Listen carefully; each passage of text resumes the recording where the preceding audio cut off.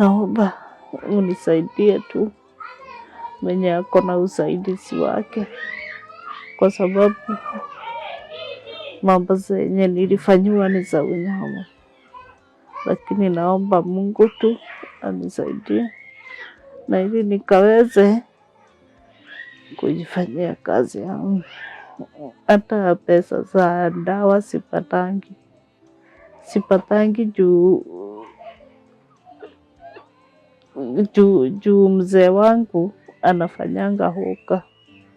Kwa hivyo akienda apate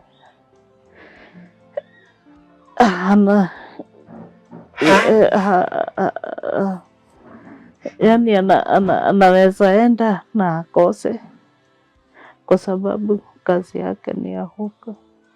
Kwa hivyo naomba usaidizi wenu, munisaidie. Mwenye ako na usaidizi wake anaweza nisaidia. Hii nyumba ni ya kukodesha. Kwa hivyo mzee wangu akienda apate hana nachelewanga kulipa hii nyumba.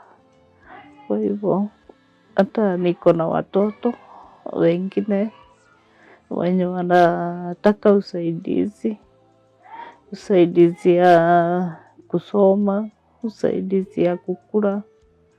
Hiyo changamoto ndio tunapitianga. Kwa hivyo naomba usaidizi.